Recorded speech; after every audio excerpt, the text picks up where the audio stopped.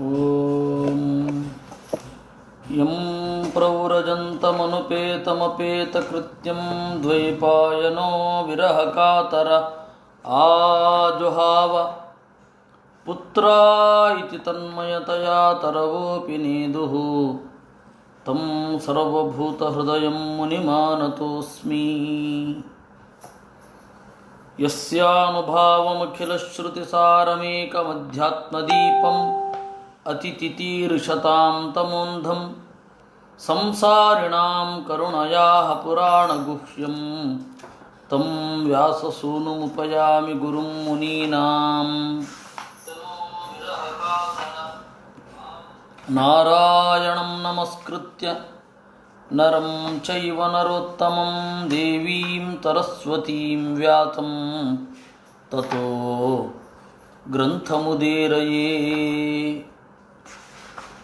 ನಾವು ಶ್ರುತಿಗೀತೆಯನ್ನು ನೋಡಲಿದ್ದೇವೆ. ಈ ಶ್ರುತಿಗೀತೆ ನಡೆದ ಸ್ಥಳ ಈ ಭೂಮಿಯೇ ಅಲ್ಲ, ಜನಲೋಕದಲ್ಲಿ ಒಂದು ದೊಡ್ಡ ಸತ್ರ ನಡೆದಿತ್ತು. ಆ ಜನಲೋಕದಲ್ಲಿ ಸತ್ರ ದೇವರನ್ನು ಕುರಿತು ಯಾಗ ಮಾಡಿದ್ದು ಬ್ರಹ್ಮದೇವರು. ಆಗ ಜನಲೋಕದಲ್ಲಿ ವೇದಾಭಿಮಾನಿ ದೇವತೆ ಲಕ್ಷ್ಮೀದೇವಿ ದೇವರನ್ನು ಸ್ತೋತ್ರ ಮಾಡಿದಳು. ಅಲ್ಲಿ ವೇದಗಳೆಲ್ಲ, ವೇದಾಭಿಮಾನಿ ದೇವತೆಗಳೆಲ್ಲ ಸ್ತೋತ್ರ ಮಾಡಿದರು. ಅಲ್ಲಿಯೂ ಇದೇ ಪ್ರಶ್ನೆ, ದೇವರಲ್ಲಿ ವೇದಗಳು ಹೇಗೆ ಇರುತ್ತವೆ? ನಿನ್ನ ಪ್ರಶ್ನೆ ಹೇಗಿದೆ? ದೇವರು ಗುಣಗಳಿಂದ ಅತೀತ. ವೇದ ಸತ್ವಗುಣ, ರಜೋಗುಣ, ತಮೋಗುಣಗಳನ್ನು ಒಳಗೊಂಡ ಪ್ರೇರಣೆ ಮೊದಲಾದವುಗಳನ್ನು ಹೊಂದಿದೆ. ಆ ಹಿನ್ನೆಲೆಯಲ್ಲಿ ಸತ್ವರಜಸ್ತಮೋಗುಣಗಳ ಪ್ರೇರಣೆ, ಸತ್ವರಜಸ್ತಮೋಗುಣಗಳ ಪ್ರವೃತ್ತಿ ಎಲ್ಲಿ ಆಗ್ತಿದೆಯೋ ಅಂತಹ ಜಗತ್ತಿನಲ್ಲಿ ವೇದ ಓಡಾಡೋದು ಕಂಡಿದೆ. ಅಂದರೆ ವೇದದ ಅಭಿಪ್ರಾಯ, ವೇದದ ನಡೆ, ವೇದದ ನುಡಿ, ವೇದದ ಗುರಿ, ವೇದ ಯಾವ ಯಾವ ಕರ್ಮಗಳನ್ನು ವಿಧಾನ ಮಾಡುತ್ತೆ, ಇವುಗಳೆಲ್ಲ ತ್ರಿಗುಣಗಳಿಗೆ ಸಂಬಂಧಪಟ್ಟ ಜಗತ್ತಿನ ಬಗೆಗೇನೇ ಆಗಿದೆ. ಹೀಗಿರುವಾಗ ಗುಣಗಳನ್ನು ಮೀರಿರುವ ದೇವರನ್ನು ಈ ವೇದ ಹೇಗೆ ಹೇಳುತ್ತೆ ಅಂತ ನಿನ್ನ ಪ್ರಶ್ನೆ. ವೇದದ ಸ್ವರೂಪ ಅದೂ ಕೂಡ ತ್ರಿಗುಣಗಳನ್ನು ಮೀರಿದ್ದು ಅಂತ ಇಲ್ಲಿ ಹೇಳಿದ ಹಾಗಾಯಿತು. ಜನಲೋಕದಲ್ಲಿ ವೇದಾಭಿಮಾನಿ ದೇವತೆಗಳು ದೇವರನ್ನು ಸ್ತೋತ್ರ ಮಾಡಿದರು ಅಂತ. ಯಾಕೆಂದರೆ ಜನಲೋಕದಲ್ಲಿ ಸತ್ವಗುಣ, ರಜೋಗುಣ, ತಮೋಗುಣಗಳ ಹಾವಳಿ, ಸಂಘರ್ಷ ಬಹಳ ಕಡಿಮೆ. ಜನಲೋಕದಲ್ಲಿ ಅಂತ ಹೇಳಿದ್ದರಿಂದಲೇ ಅದು ಕೂಡ ತೀರ್ಮಾನ ಆಯಿತು. ತತ್ರಾಪ್ಯಯಮಭೂತ್ ಪ್ರಶ್ನ. ಆಗ ಅಪಿ ಚಕ್ರು ಪ್ರವಚನಂ ಏಕಂ ಶುಶ್ರೂಷವೋಪರೇ. ಅಲ್ಲಿಯೂ ಇದೇ ರೀತಿ ಪ್ರಶ್ನೆ ಆಯಿತು, ಅಲ್ಲಿಯೂ ಮಾತುಕತೆ ಆಯಿತು. ಆ ಮಾತುಕತೆಯಲ್ಲಿ ಸನಂದನ ಉತ್ತರ ಕೊಟ್ಟ.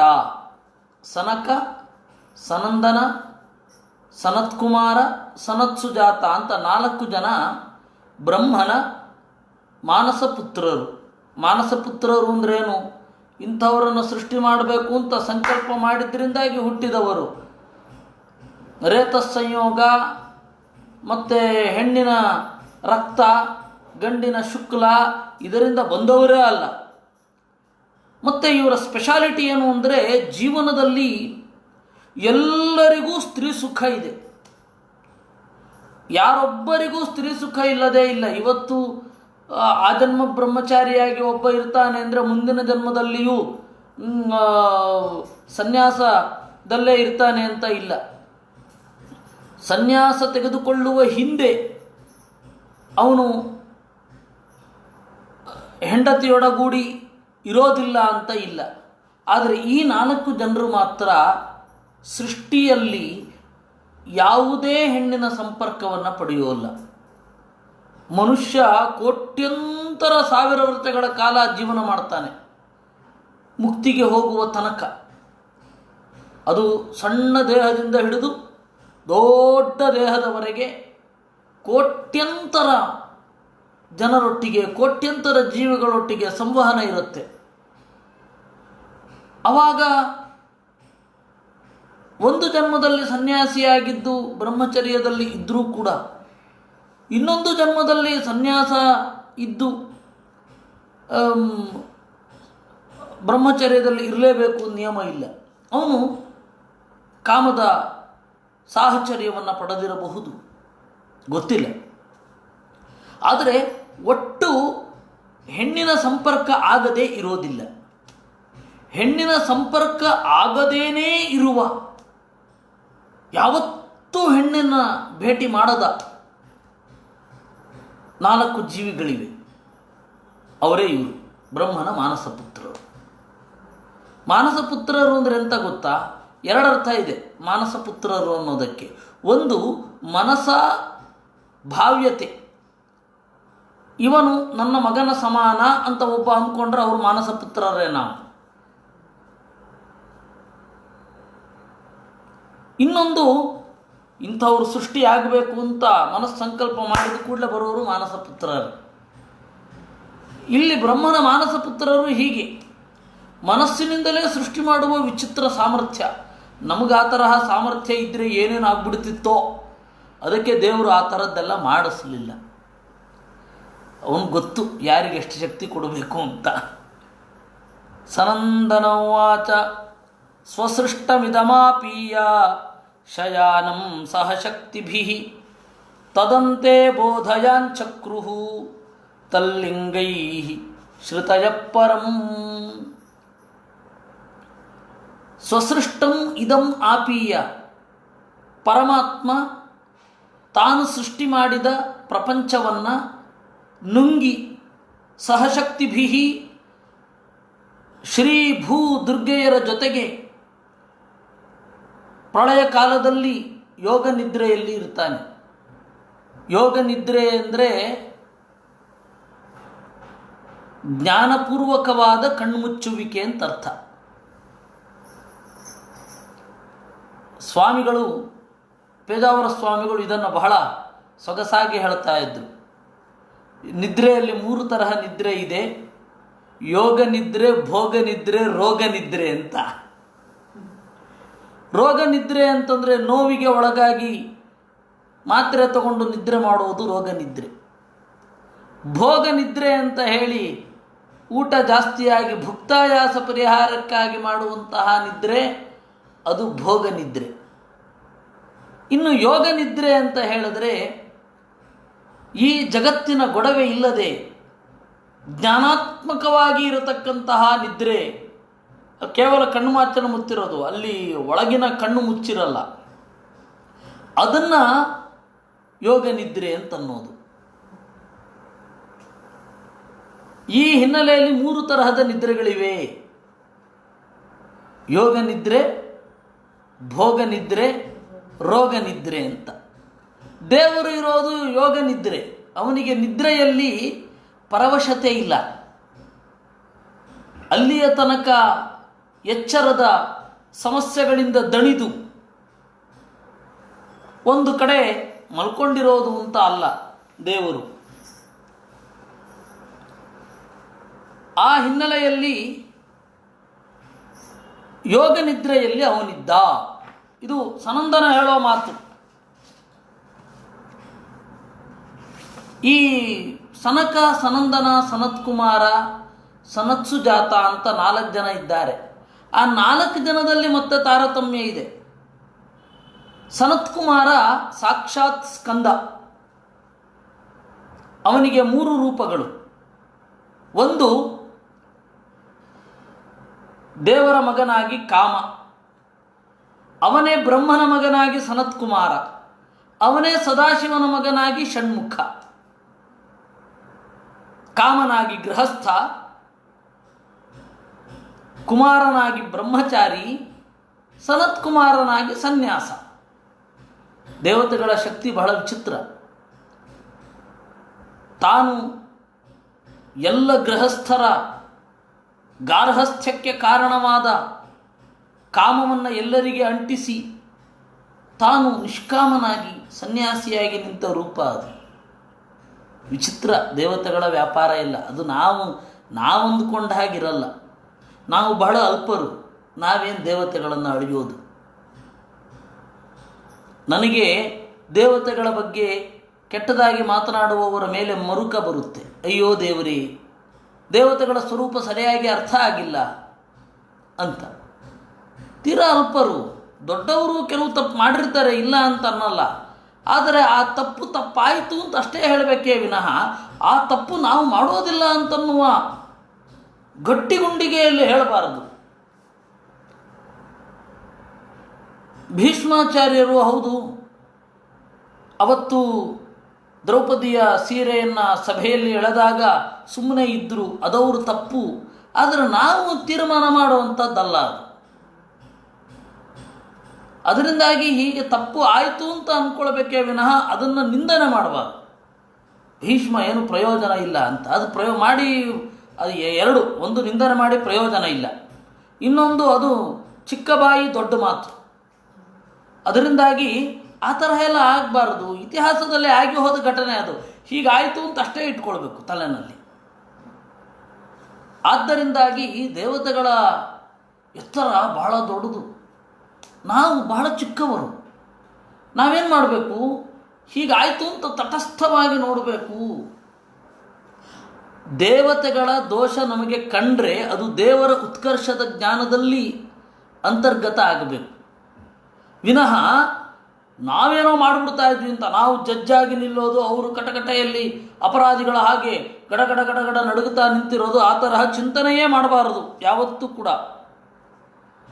ಆ ಹಿನ್ನೆಲೆಯಲ್ಲಿ ನಾವು ಬಹಳ ಎಚ್ಚರದಿಂದ ನಾವೊಂದು ನಡೆ ಇರಬೇಕು, ಬಹಳ ಎಚ್ಚರದ ನಡೆ ಇರಬೇಕು ನಮಗೆ. ಯಾಕೆ ಬಂತು ಅಂತಂದರೆ, ಸನತ್ಕುಮಾರ ಯಾರು ಅಲ್ಲ, ತಂ ಸ್ಕಂದ ಇತ್ಯಾಚಕ್ಷತೆ ಅಂತ ಹೇಳಿ ಸಾಮವೇದದಲ್ಲಿ ಬರತಕ್ಕಂಥದ್ದು. ಛಂದೋಗ ಉಪನಿಷತ್ತಿನಲ್ಲಿ ದೇವತಾ ತಾರತಮ್ಯವನ್ನು ನಿರ್ಣಯಿಸುವಂತಹ ಒಂದು ಅಧ್ಯಾಯ ಇದೆ. ನಾರದರು ಸನತ್ಕುಮಾರರ ಹತ್ತಿರ ಬಂದು ಋಗ್ವೇದಂ ಭಗವೋದ್ಯೇಮಿ ಯಜುರ್ವೇದಂ ತಾಮವೇದಂ ಅಥರ್ವಣಂ ಅಂತ ಹೇಳಿ ಲಿಸ್ಟ್ಗಳನ್ನು ಹೇಳುತ್ತಾರೆ. ನನಗಿನ್ನೂ ಜ್ಞಾನ ಆಗಿದೆ ಅಂತ ಅನ್ನಿಸಿಲ್ಲ ಅಂತಾರೆ. ಆವಾಗ ನಾರದರಿಗೆ ಸನತ್ಕುಮಾರರು ದೇವತಾ ತಾರತಮ್ಯವನ್ನು ಉಪದೇಶ ಮಾಡುತ್ತಾರೆ. ನಾಮಾಭಿಮಾನಿಯಾದ ಉಷೆಯಿಂದ ಶುರು ಮಾಡಿಕೊಂಡು ಆಶಾಭಿಮಾನಿ ಭಾರತಿ, ಆಶೆಗಿಂತ ಮಿಗಿಲಾದ ಪ್ರಾಣ, ಇಲ್ಲಿಯ ತನಕ ನಮ್ಮ ದೇಹದಲ್ಲಿ ಏನೇನು ತತ್ವಗಳು ಕೆಲಸ ಮಾಡ್ತವೆ, ಕೆಲಸ ಮಾಡುವ ಸಾಧ್ಯತೆ ಇದೆ, ಆ ತತ್ವಾಭಿಮಾನಿ ದೇವತೆಗಳ ತಾರತಮ್ಯವನ್ನು ನಿರೂಪಣೆ ಮಾಡುವಂತಹ ಒಂದು ಉಪನಿಷತ್ತಿನ ಭಾಗ. ಅಲ್ಲಿ ಕಡೆಗೆ ಸನತ್ಕುಮಾರರ ಬಗ್ಗೆ ತಮ್ಮ ಸ್ಕಂದ ಇತ್ಯಾಚಕ್ಷತೆ ಅಂತ ಹೇಳ್ತಾರೆ. ಅವರನ್ನು ಸ್ಕಂದ ಅಂತ ಕರೀತಾರೆ ಅಂತ. ಹೀಗಾಗಿ ಸನತ್ಕುಮಾರ ಸ್ಕಂದ, ಕಾಮನೇ ಸ್ಕಂದ ಅಂತನ್ನೋದು ಪುರಾಣಗಳಿಂದ ಸ್ಪಷ್ಟ. ಸದಾಶಿವ ತನ್ನ ಮೂರನೆಯ ಉರಿಗಣ್ಣನ್ನು ತೆಗೆದು ಹೊರಗೆ ಸುಟ್ಟ ಕಾಮನೆ ತನ್ನ ಒಳಗಡೆ ಮಗನಾಗಿ ಬಂದ ವಿಚಿತ್ರ ಷಣ್ಮುಖ ಆಗಿ ಹೋದ. ಹೀಗಾಗಿ ಕಾಮವನ್ನು ನಾವು ಒಂದು ಕಡೆ ಸುಟ್ಟರೆ ಅದು ಇನ್ನೊಂದು ಕಡೆ ಟಕ್ಕ ಚಿಗುರುತ್ತೆ. ಅದರಿಂದಾಗಿ ಮನಸ್ಸಿನ ಕಾಮ ಹಾಗೆ ಒಂದು ಕಡೆ ಒತ್ತಿಟ್ರೆ, ಸಪ್ರೆಸ್ ಮಾಡಿಟ್ರೆ ಇನ್ನೊಂದು ಕಡೆ ಚಿಗುರುತ್ತೆ ಅಂತನೂ ಒಂದು ಪ್ರತಿಮೆ ಅಲ್ಲಿದೆ. ತಥಾಚ ಅವನು ದೊಡ್ಡವ. ಇನ್ನು ಉಳಿದ 3 ಜನ ಇದ್ದಾರೆ. ಅವರು ಎಲ್ಲರೂ ಕೂಡ ಮರುತಶ್ಚ ಸಮಾಸ್ತರ್ವೇ ಸಪ್ತತೇಷು ಪ್ರಧಾನಕಾಹ ಅಂತ ಹೇಳ್ತಾರೆ. ಮರುದೇವತೆಗಳು 49 ಜನ ಏನಿದ್ದಾರೆ ಅದರಲ್ಲಿ 7 ಜನ ಪ್ರಧಾನರು ಅವರಿಗೆ ಸಮಾನರು ಅಂತ ಮಧ್ವಾಚಾರ್ಯರ ಭಾಷ್ಯ ಹೀಗಿದೆ ಅಂತ ಹೇಳಿ ಇಷ್ಟು ವಿಸ್ತಾರವಾಗಿ ಹೇಳಬೇಕಾಯಿತು ಅವರ ಸ್ವರೂಪವನ್ನು. ಸನಕಾದ್ಯ ಸಮಾಸರ್ವೇ ತತ್ರ ಶ್ರೇಷ್ಠ ಕುಮಾರಕಃ. ಸನಕ, ಸನಂದನ, ಸನತ್ಸುಜಾತ 3 ಜನ ಸಮಾನರು. ಅದರಲ್ಲಿ 8ನೇ ಕಕ್ಷೆಯಲ್ಲಿ ಇರತಕ್ಕಂತಹ ಸನತ್ ಕುಮಾರ ಅವನೆಲ್ಲರಿಗಿಂತ ಮಿಗಿಲು. ಇನ್ನು ಉಳಿದ 3 ಜನ ಸಮಾನರು. ಯಾರಿಗೆ ಸಮಾನರು? ಮರುತ್ತ ದೇವತೆಗಳಿಗೆ ಸಮಾನರು. ಮರುತಶ್ಚ ತಮಾಸ್ತರ್ವೇ ಸಪ್ತತೇಷು ಪ್ರಧಾನಕಾಃ ಅಂತ ಹೇಳಿ ಇದೆ. ಅದರಿಂದಾಗಿ ಸನತ್ ಕುಮಾರ ಅಲ್ಲ ಹೇಳಿದ್ದು, ಇದು ಸನಂದನ ಹೇಳಿದ್ದು. ಸನಂದನ ಹೇಗೆ ಹೇಳಿದ್ದು? ಮಾತು, ದೊಡ್ಡ ದೊಡ್ಡ ಜ್ಞಾನಿಗಳ ಮಾತು ಏನಿರುತ್ತೆ ಅದು ಶಾಸ್ತ್ರದ ಬಗೆಗೇನೇ ಇರುತ್ತೆ. ಸಾಧಕರಾಗುವವರ ಮಾತೇನಿರುತ್ತೆ ಅದು ಜ್ಞಾನಿಗಳ ಬಗ್ಗೆನೇ ಇರುತ್ತೆ, ಲೋಕದ ಬಗ್ಗೆ ಆಗೋಲ್ಲ ಹೋಗೋಲ್ಲ. ಅದರಿಂದಾಗಿ ಶಾಸ್ತ್ರದ ಬಗ್ಗೆ ಇರುತ್ತೆ. ಯಥಾ ಶಯಾನಂ ಸಮ್ರಾಜಂ, ಅವನು ಅಂತಹ ಸನಂದನ ಹೇಳ್ತಾ ಇರೋದು. ಯಥಾ ಶಯಾನಂ ಸಮ್ರಾಜಂ ವಂದಿನಸ್ತತ್ಪರಾಕ್ರಮೈ ಪ್ರತ್ಯೂಷೇಭ್ಯೇತ್ಯ ಶುಶ್ಲೋಕೈ ಬೋಧಯಂತಿ ಅನುಜೀವಿನಃ ಅಂತ. ಇಲ್ಲಿ ಪ್ರಳಯ ಕಾಲದಲ್ಲಿ ದೇವರು ಯೋಗ ನಿದ್ರೆಯಲ್ಲಿ ಇದ್ದಾನೆ. ಆವಾಗ ವೇದ ಅವನನ್ನು ಎಬ್ಬಿಸುತ್ತೆ. ಅಂದರೆ ವೇದಾಭಿಮಾನಿನಿಯಾದ ಲಕ್ಷ್ಮೀದೇವಿ ದೇವರನ್ನು ಎಬ್ಬಿಸಿ ಸೃಷ್ಟಿಗೆ ತಯಾರಾಗುವಂತ ಪ್ರಾರ್ಥನೆ ಮಾಡ್ತಾಳೆ. ಎಬ್ಬಿಸ್ಬೇಕಾದ್ರೆ ಸ್ತೋತ್ರ ಮಾಡಬೇಕು. ದೊಡ್ಡ ದೊಡ್ಡ ರಾಜರನ್ನು ಎಬ್ಬಿಸ್ಬೇಕಾದ್ರೆ ಸ್ತೋತ್ರ ಮಾಡಬೇಕು. ಹೇಗೆ? ವಂದಿನಃ ಅಂದರು. ಬಂದಿಗಳು ಹೇಗೆ ರಾಜನನ್ನು ಎಬ್ಬಿಸುತ್ತಾರೋ ಹಾಗೆ ಆ ಬಂದಿಗಳ ಬಗ್ಗೆ ಒಂದಿಷ್ಟು ಹೇಳಬೇಕು. 3 ಜನ ಇದ್ದಾರೆ, 3 ಜನಾಂಗ: ಸೂತ, ಮಾಗಧ, ಬಂದಿ. ಸೂತ ಅಂತ ಹೇಳಿದ್ರೆ ಅವನು ಅರಮನೆಯಲ್ಲಿ ಕ್ಷತ್ರಿಯ ಹಾಗೂ ವೈಶ್ಯರ ನಡುವೆ ಹುಟ್ಟುವ ಜಾತಿ ಅದು. ಆ ಸೂತ ಡ್ರೈವರ್ ಆಗ್ತಾನೆ, ರಾಜನ ಪರ್ಸನಲ್ ಮ್ಯಾನೇಜರ್ ಆಗ್ತಾನೆ. P A cum driver. Driver ಬೇರೆ, ಪಿ ಎ ಬೇರೆ ಅಲ್ಲ. ಪಿ ಎ ಕಮ್ ಡ್ರೈವರ್ ಇರ್ತಿದ್ರು ಅವಾಗೆಲ್ಲ. ಅವನನ್ನು ಸೂತ ಅಂತ ಕರೀತಾರೆ. ವಿದುರನೂ ಅದೇ ಜಾತಿಯಲ್ಲಿ ಹುಟ್ಟಿದವ. ಆದರೆ ವಿದುರನ ಪ್ರಜ್ಞಾಧಿಕ್ಯದಿಂದ ಅವನು ಹಾಗಾಗಲಿಲ್ಲ. ಅದಕ್ಕಿಂತ ದೊಡ್ಡ ಸ್ಥಾನವನ್ನು ಏರಿಬಿಟ್ಟ, ಮಂತ್ರಿ. ಇನ್ನು ಮಾಗಧರು ಹಿಂದಿನ ರಾಜರ ಮಹಿಮೆಯನ್ನೆಲ್ಲ ಹೇಳಬೇಕು. ಅಂದರೆ ಹಿಂದಿನವರ ಕ್ರಿಯೆ ಇಂದಿನವರಿಗೆ ಸ್ಫೂರ್ತಿಯಾಗಿರಬೇಕು. ಆ ತರಹ ಹಿಂದಿನವರ ಕ್ರಿಯೆಗಳನ್ನೆಲ್ಲ ಹೇಳೋರು ಅವನ ತಂದೆಯ ತನಕ. ಬಂದಿ ಇವನು ಮಾಡಿದ ಒಳ್ಳೆಯ ಕೆಲಸಗಳನ್ನು ಹೇಳಿ ಅದೇ ನಿಟ್ಟಿನಲ್ಲಿ ಅವನಿರಬೇಕು ಅನ್ನೋದನ್ನು ಪ್ರಚೋದನೆ ಮಾಡೋದು. ಹೀಗೆ 3 ತರಹದವರು ಇರ್ತಾ ಇದ್ದರು. 3 ತರಹದವರಲ್ಲಿ ಇಬ್ಬರು, ಒಬ್ಬ ಸೂತ, ರಥ ಓಡಿಸೋದು ಇತ್ಯಾದಿಗಳು. ಇನ್ನು ಇಬ್ಬರಲ್ಲಿ ಮಾಗಧ ಹಾಗೂ ವಂದಿಯಲ್ಲಿ ಹಿಂದಿನವ್ರದನ್ನೆಲ್ಲ ಹೇಳೋನು ಮಾಗಧ. ಇಂದಿನವ್ರದ್ದು ಆ ಬದುಕಿರ್ತಾನಲ್ಲ ಆ ರಾಜನ ಬಗ್ಗೆ ಪರಾಕು ಹೇಳಲಿಕ್ಕೆ ಬಂದಿ. ಅದಕ್ಕಾಗಿ ಬಂದಿನಃ ಅಂದರು. ಇತಿಹಾಸ ಹೇಗೆ ರಕ್ಷಣೆ ಮಾಡ್ತಾ ಇದ್ರು, without piece of paper and pen, ಹೆಂಗೆ ರಕ್ಷಣೆ ಮಾಡ್ತಾ ಇದ್ರು ಹಿಂದಿನವರು ಅಂತ ಬಹಳ ಆಶ್ಚರ್ಯ. ಈಗ ನಾವು ಅದಕ್ಕೆ 10 ಬಹಳ ಎಕ್ವಿಪ್ಮೆಂಟ್ಗಳನ್ನು ಬಳಸ್ತಾ ಇದ್ದೇವೆ. ಸರಿ, ಇಷ್ಟಾಗಿ ಇತಿಹಾಸದಿಂದ ಏನು ಕಲ್ತ್ರಿ ಅಂದರೆ ಏನಿಲ್ಲ. ಈ ಇಸವಿ ಡೇಟ್, ಇಂತಹ ಡೇಟಿನಲ್ಲಿ, ಇಂತಹ ಇಸವಿಯಲ್ಲಿ, ಇಂತಹ ತಿಂಗಳಲ್ಲಿ ಇಂತಹ ಒಂದು ಕೆಲಸ ಆಯಿತು, ಆಯ್ತಪ್ಪ ಮುಂದೇನು ಅಂತ ಕೇಳಿದ್ರು ಉತ್ತರ ಇಲ್ಲ. ಅಕ್ಬರನು ದಾಳಿ ಮಾಡಿದನು, ದೀನ್ ಇ ಲಾಹಿ ಅಂತನ್ನುವ ಪಂಥವನ್ನು ಸ್ಥಾಪನೆ ಮಾಡಿದನು. ಸರಿ, ನಿನಗೇನು ಮುಂದೇನು? ಏನು ಕಲೀಲಿಕ್ಕಿಲ್ಲ. ಆ ಕಲಿಯುವ ಭಾಗವನ್ನು ಮಾತ್ರ ನಾವು ಇತಿಹಾಸ ಅಂತ ಹೇಳಿ ಚಿಂತನೆ ಮಾಡ್ತಾ ಇದ್ದದ್ದು. ಇಲ್ಲ ಅಂದರೆ ಅದು ಉದಂತ. ಉದಂತ ಅಂತಂದರೆ ವರದಿ. ಆ ವರದಿ ಮಾರನೇ ದಿವಸಕ್ಕೆ ರದ್ದಿ ಆಗತ್ತೆ. ಇವತ್ತಿನ ಪೇಪರ್ ಇದ್ದ ಹಾಗೆ ಇಂತಹ ಟೈಮಿನಲ್ಲಿ ಅವನು ಇದನ್ನು ಉದ್ಘಾಟನೆ ಮಾಡಿದ, ಮುಂದೇನು ಇಲ್ಲ. ಅದರಿಂದಾಗಿ ಒಂದಿನಃ ಆವಾಗ ಇತಿಹಾಸ ತಜ್ಞರು ಇಬ್ಬರಿದ್ದರು, ಮಾಗಧ ಮತ್ತು ವಂದಿ. ಅದರಲ್ಲಿ ಒಬ್ಬ ದೇವರನ್ನು, ಇದು ಹಿಂದಿನವರನ್ನೆಲ್ಲ ಸ್ತೋತ್ರ ಮಾಡುವವ, ವಂದಿ ಅವನನ್ನು ಮಾತ್ರ, ಆ ಪರ್ಟಿಕ್ಯುಲರ್ ರಾಜನನ್ನು ಸ್ತೋತ್ರ ಮಾಡುವವ. ಇಲ್ಲಿ ದೇವರಿಗೆ ಹಿಂದಿನವರಿಲ್ಲ. ಅದರಿಂದಾಗಿ ಸೀದಾ ಎಲ್ಲ ವಂದಿಗಳೇ ಅವನನ್ನು ಎಬ್ಬಿಸಬೇಕು ಒಳ್ಳೆ ಮಾತುಗಳಿಂದ.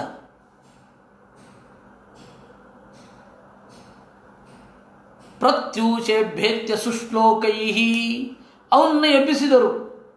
ಏಳು, ಸೃಷ್ಟಿ ಮಾಡಲಿಕ್ಕೆ ತಯಾರಾಗು ಅಂತ ಹೇಳಿ ದೇವರನ್ನು ಪ್ರಾರ್ಥನೆ ಮಾಡಿದರು. ಮಾಡಬೇಕಾದ್ರೆ ಏನು ಸ್ತೋತ್ರ ಮಾಡಿದರೂ ಅದು ಶ್ರುತಿಗೀತೆ ಅಂತಾಗಿದೆ. ಅದರ ಬಗ್ಗೆ ಇನ್ನೊಮ್ಮೆ ಹೇಳ್ತೇನೆ.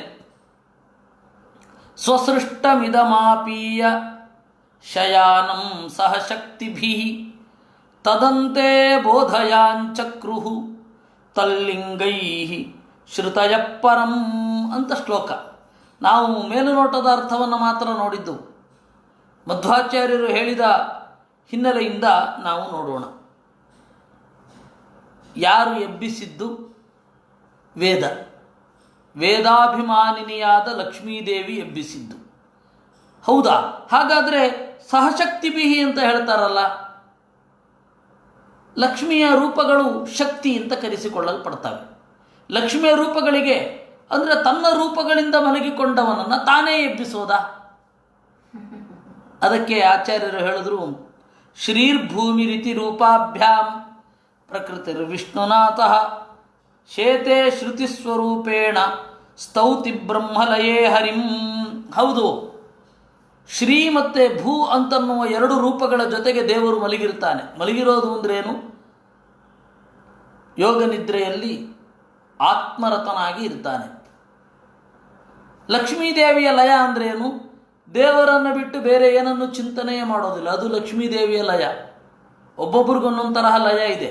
ಬ್ರಹ್ಮದೇವರ ಲಯ ಬೇರೆ, ನಂತರದ ದೇವತೆಗಳ ಲಯ ಬೇರೆ, ಪ್ರಾಕೃತಿಕ ವಸ್ತುಗಳ ಲಯ ಬೇರೆ. ಎಲ್ಲರ ಲಯವೂ ಒಂದೇ ಅಲ್ಲ ಅಲ್ವಾ? ತಲೆಗೆಲ್ಲ ಒಂದೇ ಮಂತ್ರ ಅಲ್ಲ ಅಂತ ಹೇಳ್ತೇವಲ್ವಾ?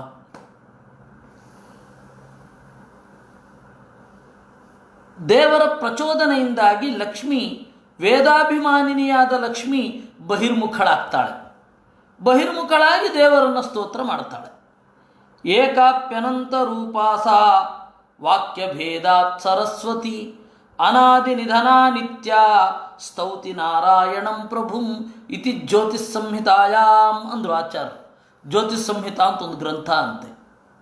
ಅದರಲ್ಲಿ ಹೀಗೆ ಹೇಳಿದ್ದಾರೆ, ಏಕಾಪಿ, ಅವಳು ಒಬ್ಬಳೇ ಅನಂತ ರೂಪ, ಅನಂತ ರೂಪಳಾಗಿದ್ದಾಳೆ. ಅವಳನ್ನು ಸರಸ್ವತಿ ಅಂತ ಕರೀತಾರೆ. ಮೊದಲು ಲಕ್ಷ್ಮಿಯನ್ನು ಸರಸ್ವತಿ ಅಂತ ಕರೆಯೋದು, ಆಮೇಲೆ ಸರಸ್ವತಿ ಆಗೋದು. ಏಕೆಂದರೆ ಸರಸ್ವತಿ ಇಲ್ಲದೆ ಹೋದಾಗ ಮಾತಿತ್ತು ತಾನೆ. ಆ ಮಾತಿನ ಅಭಿಮಾನಿನಿ ಯಾರು? ಅಗ್ನಿಯ ಪತ್ನಿ ಸ್ವಾಹ ಕೂಡ ವಾಗಭಿಮಾನಿನೇ. ಸ್ವಾಹ ಹುಟ್ಟೋದಕ್ಕಿಂತ ಮೊದಲು ಯಾರಿದ್ರು?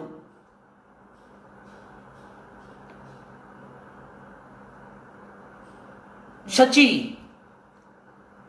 ಅವಳು ಹುಟ್ಟೋದಕ್ಕಿಂತ ಮೊದಲು ಯಾರಿದ್ರು? ವಾಗಭಿಮಾನಿನಿ. ಪಾರ್ವತಿ.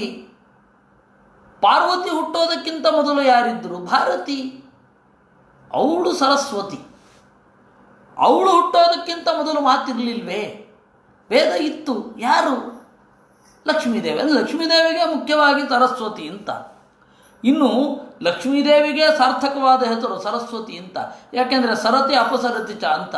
ದೇವರ ಗುಣವನ್ನು ಹೇಳಲಿಕ್ಕೆ ಸರಸರನೆ ಮುನ್ನುಗ್ಗುವವಳು, ದೇವರ ಗುಣವನ್ನು ಹೇಳದಲ್ಲಿ ವಾಪಸ್ಸು ಬರುವವಳು ಸರತಿ ಅಪಸರತಿ. ಅದರಿಂದಾಗಿ ಅವಳ ಹೆಸರು ಸರಸ್ವತಿ ಅಂತ. ಎಲ್ಲ ಮಾತುಗಳು ಕೂಡ ಅಂತಿಮವಾಗಿ ದೇವರನ್ನು ಕುರಿತು ಹೇಳುತ್ತವೆ. ಆದ್ದರಿಂದಾಗಿ ಅವಳು ಸರಸ್ವತಿ. ಅಂತಹ ಸರಸ್ವತಿ ಲಕ್ಷ್ಮೀದೇವಿ ನಾರಾಯಣನನ್ನು ಸ್ತೋತ್ರ ಮಾಡಿದಳು. ಸರ್ವದಾ ಜಯತೋ ವಿಷ್ಣೋ ಜಯಸ್ತಸ್ಯ ಪ್ರಕಾಶನಂ ಶ್ರವಣಂ ದೃಷ್ಟಿರಿತ್ಯಾದಿ ಪ್ರಾರ್ಥ್ಯಂ ತಜ್ಞಾಪನಂ ಸ್ಮೃತಂ. ಅಲ್ಲ, ಬೋಧಯಾಂಚಕ್ರುಹು ಅಂತಂದ್ರಿ. ಎಲ್ಲ ವೇದಾಭಿಮಾನಿ ದೇವತೆಗಳು ದೇವರನ್ನು ಎಬ್ಬಿಸಿದರು. ಎಬ್ಬಿಸ್ಬೇಕಾದ್ರೆ ಮಲಗಿರ್ಬೇಕಲ್ಲ ಮಾರ್ಯಾರೆ, ಮಲಗದವರನ್ನು ಎಬ್ಬಿಸ್ತೇವ ನಾವು? ಇಗಳೇ ಹೇಳೆ ಅಂತ ಹೇಳ್ತೀವ? ಎಲ್ಲಿಯೋ ಒಂದು 2 ಕ್ಷಣ ಬೇರೆ ಕಡೆ ಇರೋವನ್ನ ಕರಿಬೇಕಾಗತ್ತೆ. ಯಾರು ಕಣ್ಣು ಬಿಟ್ಟುಕೊಂಡು ಆ್ಯಕ್ಟಿವ್ ಆಗಿರ್ತಾರೆ ಅವ್ರಿಗೆ ಹೇಳಿ ಹೇಳಿ ಹೇಳಿ ಹೇಳಿ ಅಂತ ಅನ್ನಲ್ಲ. ಬೋಧಯಾಂಚಕ್ರು ಅಂತ ಉಂಟಲ್ಲ, ಹೇಗೆ ದೇವರಿಗೆ ನಿದ್ರೆ ಇದೆ ಏನು? ಇಲ್ಲ. ಈಗ ದೇವರನ್ನು ಜಯ ಅಂತ ಹೇಳ್ತೇವೆ. ಹೇಗೆ ಹೇಳ್ತೇವೆ? ಯಾವಾಗಲೂ ನಾವು ಹೇಳಿದ್ರು ಅವನು ಗೆಲ್ತಾನೆ, ನಾವು ಹೇಳದೆ ಹೋದ್ರೂ ಗೆದ್ದಿರ್ತಾನೆ. ಜಯ ಅಂತಂದರೆ ನಿನ್ನ ಗೆಲುವು ನಮಗೆ ತೋರ್ಲಿ ಅಂತ. ಜಯ ಅಂದರೆ ನೀನು ಗೆಲ್ಲುವಲ್ಲ, ನಿನ್ನ ಗೆಲುವು ನನಗೆ ತೋರಲಿ. ಹಾಗೆ ಕೇಳು ಅಂತಂದರೆ ಅವನನ್ನು ಈ ತನಕ ಅವನು ನಮ್ಮದನ್ನು ಕೇಳಿರಲಿಲ್ಲ, ಈಗ ಕೇಳಿಸ್ತಾನೆ ಅಂತ ಅರ್ಥ ಅಲ್ಲ. ಅಭಿಮುಖನಾಗು ಅಂತ ಅರ್ಥ. ಇನ್ನು ನೋಡು ಅಂತ, ಕಣ್ತೆರೆದು ನೋಡು. ಏನು ನಮ್ಮ ಬಗ್ಗೆ ಕಣ್ಣ ಮುಚ್ಚಿರ್ತಾನ ಅವನು? ವಿಶ್ವತಶ್ಚಕ್ಷುಹೋ ಅಲ್ವೇ? ಅನುಗ್ರಹೋನ್ಮುಖನಾಗು ಅಂತ ಅರ್ಥ. ಹಾಗೆ ತಜ್ಞಾಪನ, ಅವನಿಗೆ ನೆನಪಿಸೋದು. ಕ್ರತೋ ಸ್ಮರ ಕೃತಂ ಸ್ಮರ, ಕ್ರತೋ ಸ್ಮರ ಕೃತಂ ಸ್ಮರ ಅಂತಿದೆ. ಕ್ರತೋ ಅಂತಂದ್ರೇ ಜ್ಞಾನಸ್ವರೂಪ ಅಂತ. ಅವನಿಗೆ ನೆನಪಿಸಿಕೋ ಅಂತಂದರೆ ಮರವಿತ್ತು ಅಂತ ಹೇಳಿದಾಗತ್ತಲ್ವ, ಅದು ವಿರುದ್ಧ ಆಗೋಗುತ್ತೆ. ಮರೆತರೆ ತಾನೆ ನೆನಪಿಸಿಕೊಳ್ಳೋದು. ಅನುಗ್ರಹೋನ್ಮುಖತ್ವಂತೂ ಪ್ರಾರ್ಥ್ಯತೆ ಅಂತ ಯಾಜ್ಞೀಯ ಮಂತ್ರ ಉಪನಿಷತ್ ಭಾಷ್ಯದಲ್ಲಿ ಮಧ್ವಾಚಾರ್ಯರು ಹೇಳಿದ್ದಾರೆ. ಅದೇ ಅರ್ಥವನ್ನು ಇಲ್ಲಿಯೂ ಇಟ್ಕೊಳ್ಬೇಕು. ಶೃಣೋತಿ ಪಶ್ಯತಿಶ್ಚೇಷಃ ಜಯತಿ ಇತ್ಯಾದಿಕಂ ಸ್ವತಃ ಜಯ ಪಶ್ಯ ಶೃಣುಷ್ವೇತಿ ತತ್ತದ್ ಜ್ಞಾಪನಮೇವತು ಇತಿ ವಿಮಲ ಸಂಹಿತಾಯಾಮ್. ಯಾವಾಗಲೂ ಕೇಳ್ತಾ ಇರ್ತಾನೆ, ಯಾವಾಗಲೂ ನೋಡ್ತಾ ಇರ್ತಾನೆ, ಯಾವಾಗಲೂ ಗೆಲ್ತಾ ಇರ್ತಾನೆ. ಆದರೂ ಕೂಡ ನಾವು ದೇವರು ನೋಡ್ತಾ ಇದ್ದಾನೆ, ನಾವು ಖಾತ್ರಿ ಮಾಡ್ಕೊಳ್ಳೋದು ಪಶ್ಯ ಪಶ್ಯ ಅಂತ. ದೇವರು ಕೇಳ್ತಾ ಇದ್ದಾನೆ, ನಾವು ಖಾತ್ರಿ ಮಾಡ್ಕೊಳ್ಳೋದು ಶೃಣು ಶೃಣು ಅಂತ. ತತ್ತದ್ ಜ್ಞಾಪನಮೇವತು, ಅದು ನೆನಪಿಸುವಿಕೆ ಅಷ್ಟೆ. ಶ್ರೀರ್ಭೂರ್ದುರ್ಗೇತಿಯಾ ಭಿನ್ನ ಪ್ರಕೃತಿ ಶಕ್ತಿರುಚ್ಯತೆ ವಿಷ್ಣು ಸ್ವರೂಪ ಶಕ್ತಿಯ ಸ ಶಕ್ಯತ್ವಾತ್ ಶಕ್ತಿರೇವತು. ಶಕ್ಯತ್ವಾತ್ ಶಕ್ತಿ ಏವ.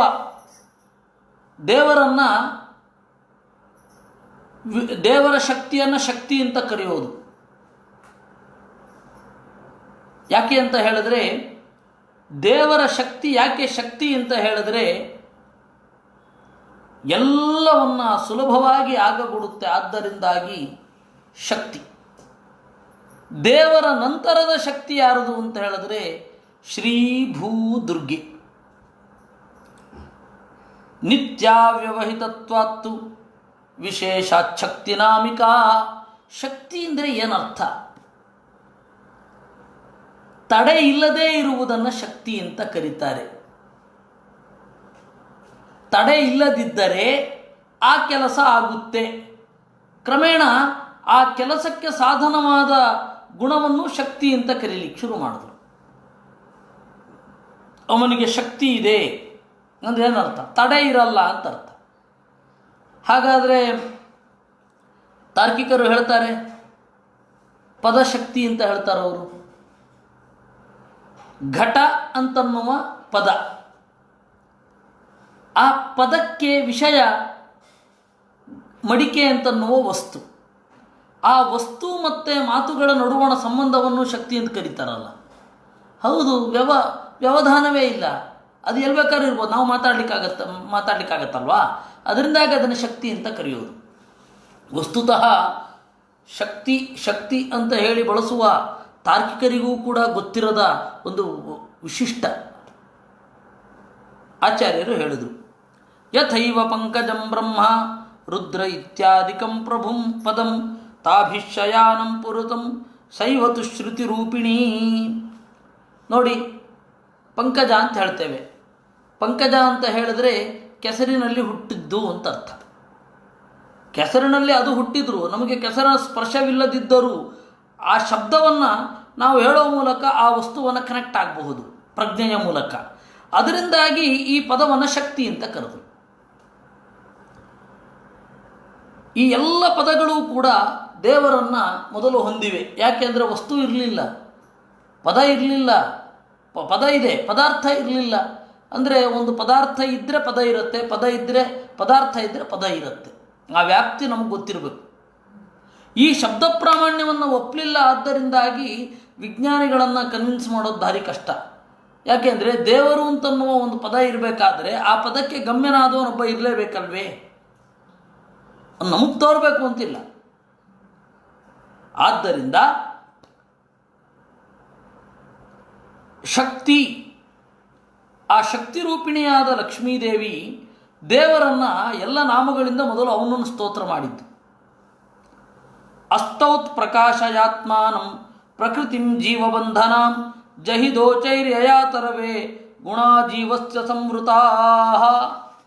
ಅವನನ್ನು ಕುರಿತು ಸ್ತೋತ್ರ ಮಾಡಿದ್ದು.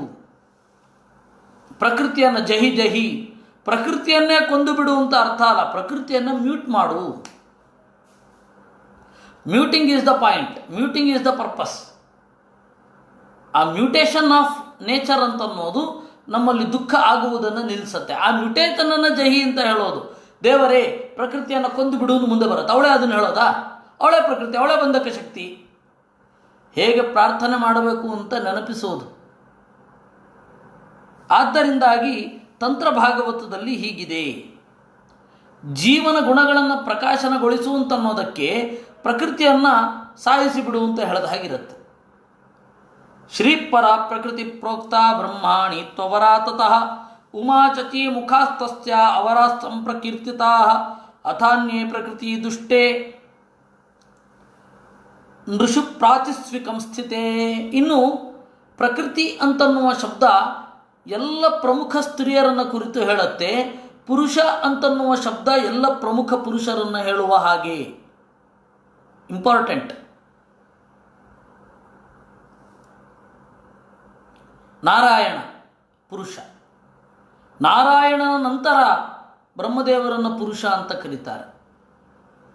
ಅದಾದ ಮೇಲೆ ಪುರುಷ ಅಂತ ಹೇಳಿದ್ರೆ ಗರುಡ, ಶೇಷ, ರುದ್ರ.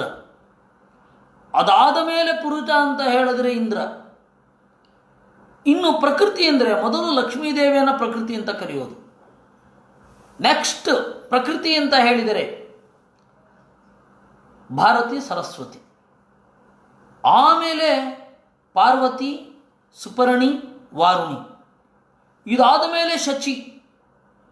ಅದರಿಂದಾಗಿ ಇವರೆಲ್ಲರೂ ಕೂಡ ಪ್ರಕೃತಿಗಳೇ. ಅಥಾನ್ಯೇ ಪ್ರಕೃತಿ ದುಷ್ಟೇ ನೃಷು ಪ್ರಾತಿಸ್ವಿಕಂ ಸ್ಥಿತೇ ಸ್ವಗುಣಾಚ್ಛಾದಿಕಾತ್ವೇಕ ಪರಮಾಚ್ಛಾದಿಕಾ ಪರಾ. ಇನ್ನು ಎರಡು ದುಷ್ಟವಾದ ಪ್ರಕೃತಿ ಇದೆ. ಆ ದುಷ್ಟ ಪ್ರಕೃತಿಯನ್ನು ಈ ಪ್ರಕೃತಿಗಳಿಗೆ ಹೋಲಿಸಬಾರದು. ಎರಡು ತರಹದ ಪ್ರಕೃತಿ ಇದೆ, ಸ್ವಗುಣಾಚ್ಛಾದಿಕ ಮತ್ತು ಪರಮಾಚ್ಛಾದಿಕ ಅಂತ. ಸ್ವಗುಣಾಚ್ಛಾದಿಕ ಅಂತಂದರೆ ಜೀವನ ಗುಣ ಜೀವನಿಗೆ ತೋರದೇ ಹೋಗೋದೇನಿದೆ ಅದು ಸ್ವಗುಣಾಚ್ಛಾದಿಕ. ಪರಮಾತ್ಮನ ಬಗೆಗೆ ಆಗದೇ ಇರೋದೇನಿದೆ ಅದು ಪರಮಾಚ್ಛಾದಿಕ. ಆ ಪ್ರಕೃತಿಯನ್ನು ನಾಶ ಮಾಡು. ಸ್ವಗುಣಾಚ್ಛಾದಿಕಾಂ ಮಹತ್ವ ಪರಮಾಚ್ಛಾದಿಕಾಂ ಪರ ವ್ಯಾಘುಟ್ಯ ಮೋಕ್ಷ ಪದವೀಂ ದದಾತಿ ಪುರುಷೋತ್ತಮ. ಸ್ವಗುಣಾಚ್ಛಾದಿಕೆಯನ್ನು ಆಚರಿಸಿ ಪರಮಾಚ್ಛಾದಿಕೆಯನ್ನು ತೆರೆದು ಮೋಕ್ಷ ಪದವಿಯನ್ನು ದೇವರು ಕೊಡ್ತಾನೆ. ಎರಡೂ ಕೂಡ ಅಜೇ, ಎಂದೂ ಹುಟ್ಟಿಲ್ಲದವುಗಳು. ಇದು ರಹಸ್ಯ. ಇಷ್ಟು ಈ ಪ್ರಕೃತಿಯ ರಹಸ್ಯ ಇದೆ. ಇನ್ನೂ ಕೆಲವೆಲ್ಲ ಇದೆ, ಅದನ್ನು ನಾವು ನಂತರ ನೋಡೋಣ. ಇನ್ನೂ ಸ್ವಲ್ಪ ಆಳಕ್ಕೆ ಹೋಗಲಿಕ್ಕಿದೆ, ನಂತರ ನೋಡುವ. ಹೀಗೆ ಪ್ರಕೃತಿಯನ್ನು ನಾಶ ಮಾಡು ಅಂತ ಹೇಳಿ ಸ್ವಯಂ ಪ್ರಕೃತಿ ಮುಂದೆ ಹೇಳುತ್ತೆ. ಇದು ಇರಲಿಲ್ಲ ಅಂತಂದರೆ ನಮಗೆ ಮುಂದೆ ಅದು ಶುರು ಆಗತ್ತೆ. 14ನೆಯ ಇದರಿಂದ ಜಯ ಜಯ ಜಹ್ಯಜಾ ಮಜಿತ ದೋಷ ಗೃಹೀತ ಗುಣಾಂ ತ್ವಮಸಿ ಯದಾತ್ಮನ ಸಮವರುದ್ಧ ಸಮಸ್ತ ಭಗಃ ಅಂತ ಶುರು ಆಗತ್ತೆ. ಜಹಿ ಜಹಿ ಅಂತ ಶುರು ಆಗುತ್ತೆ. ಪ್ರಕೃತಿಯನ್ನು ಕೊಂದು ಬಿಡು ಅಂತ ಏನಂತ ಇಟ್ಕೊಳ್ಬೇಕು ನಾವು? ಈಗ ಆ ತರಹದ್ದು ಇಲ್ಲ ಅಂತಿಲ್ಲ, ಯಾಕೆಂದರೆ ನಾವು ಮನಸ್ಸಿನಿಂದಲೇ ಮನಸ್ಸನ್ನು ಕೊಲ್ಲೋಲ್ವೇ? ಹಾಗೆ ಲಕ್ಷ್ಮೀದೇವಿ ಅಲ್ಲ, ಯಾಕೆಂದರೆ ಅವಳನ್ನು ನಿತ್ಯ ಅಂತ ಹೇಳಿ ವೇದ ಹೇಳಿದೆ. ಆದ್ದರಿಂದಾಗಿ ಇದು ಏನಿದು, ಯಾರನ್ನ ಕುರಿತು ಯಾರು ಹೇಳ್ತಾ ಇರೋದು ಅನ್ನೋದು ಬೇಕಿತ್ತು. ಶ್ರುತಯ ಊಚುಹು,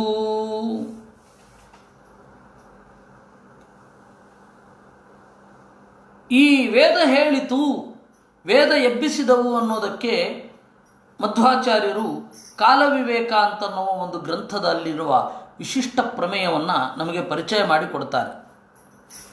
ರಾಜವಜ್ಜಯ ಶಬ್ದಾದ್ಯಾ ನಿತ್ಯ ಬುದ್ಧಸ್ಯ ಬೋಧನಂ ವಿಡಂಬ ಮಾತ್ರಂ ಕ್ವೈವಾಸ್ಯ ನಿದ್ರಾ ವಿದ್ಯಾಪತೇರ್ಹರೇ ಇತಿ ಕಾಲವಿವೇಕೇ. ರಾಜ ಶಬ್ದದಂತೆ, ರಾಜನ್ ಹೇಳು ಅಂತ ಹೇಳ್ತೇವೆ. ರಾಜನ್ ಜಯ ಜಯ ಅಂತ ಹೇಳ್ತೇವೆ. ಅವನಿಗೆ ಇಲ್ಲಿ ಜಯ ಸಿಗಬೇಕಿರುತ್ತೆ, ಅವನು ಆಗ್ತಾನೆ ಪಟ್ಟಾಭಿಷಿಕ್ತನಾಗಿರ್ತಾನೆ, ಅವನಿಗೆ ಜಯ ಜಯ ಅಂತ ಹೇಳ್ತೇವೆ.